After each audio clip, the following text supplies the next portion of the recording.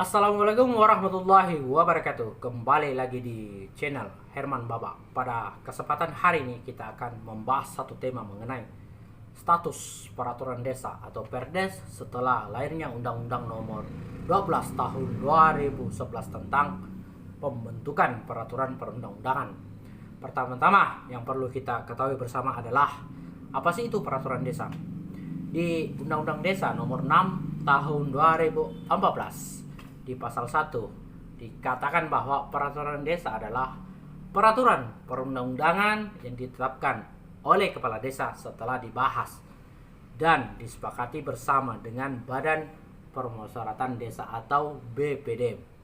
Selanjutnya di bab 7 di Undang-Undang Desa lebih spesifik membahas mengenai peraturan desa. Di sana dibagi menjadi 3 jenis.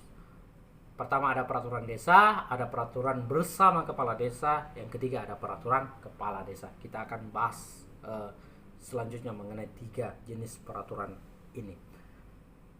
Selanjutnya mengenai peraturan yang ada di atas dilarang, artinya baik dari peraturan desa, peraturan bersama kepala desa, dan peraturan kepala desa dilarang bertentangan dengan kepentingan umum atau ketentuan peraturan perundang-undangan yang lebih tinggi.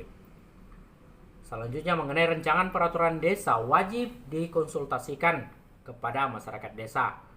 Selanjutnya masyarakat desa berhak memberikan masukan terhadap rancangan peraturan desa.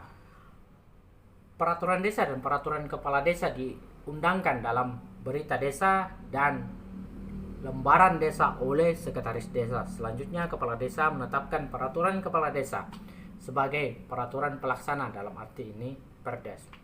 Adapun yang berkaitan dengan peraturan bersama kepala desa dibahas di pasal 70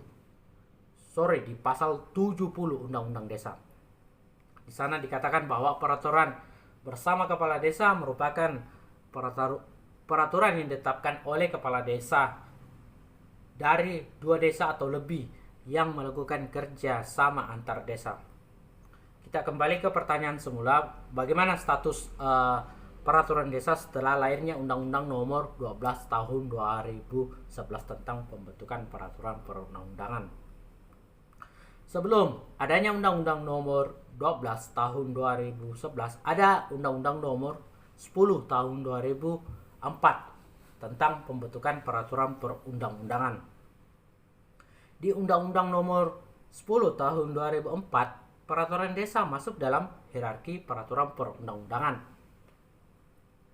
Di pasal 7 mengenai hierarki peraturan perundang-undangan, yang pertama ada Undang-Undang Dasar NRI tahun 1945. Ada undang-undang dan ada Perpu, peraturan pemerintah pengganti undang-undang. Ada peraturan pemerintah, ada peraturan presiden, ada peraturan daerah. Peraturan daerah di sini dibagi menjadi 3. Ada peraturan daerah provinsi, ada peraturan daerah kabupaten dan kota, dan peraturan desa masuk dalam kategori peraturan daerah di Undang-Undang Nomor 10 Tahun 2004. Adapun mengenai tata cara pembentukan peraturan desa diatur lebih lanjut di peraturan daerah kabupaten peraturan daerah kabupaten kota di setiap daerah. Seiring berjalannya waktu, lahirlah Undang-Undang Nomor 12 Tahun 2011 menggantikan Undang-Undang Nomor 10 Tahun 2004. Di dalam Undang-Undang Nomor 12 Tahun 2011, peraturan desa tidak masuk dalam hierarki peraturan perundang-undangan. Adapun hierarki peraturan perundang-undangan dalam Undang-Undang Nomor 12 Tahun 2011 dibahas di pasal 7. Yang pertama ada Undang-Undang Dasar NRI tahun 1945. Yang kedua ada ketetapan MPR. Di Undang-Undang Nomor 10 Tahun 2004 ketetapan MPR tidak ada.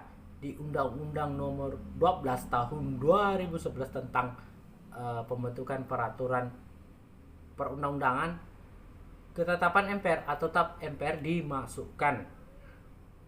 Selanjutnya ada undang-undang Perpu, ada peraturan pemerintah, ada peraturan presiden, ada peraturan daerah, baik itu provinsi, kabupaten, dan kota. Untuk peraturan desa tidak dimasukkan dalam Undang-Undang Nomor 12 Tahun 2011.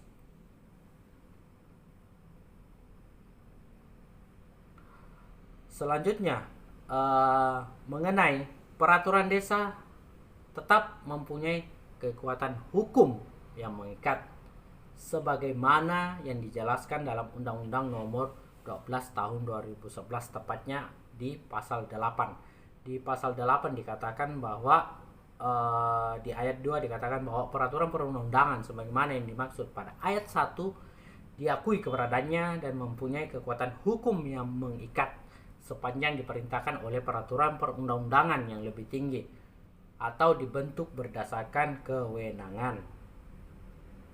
Selain itu juga dibahas lebih detail di Undang-Undang Nomor 6 Tahun 2014 tentang desa, sehingga status hukum peraturan desa tetap mengikat secara yuridis karena mendapatkan atribusi kewenangan dari Undang-Undang Desa, yaitu Undang-Undang Nomor 6 Tahun 2014 tentang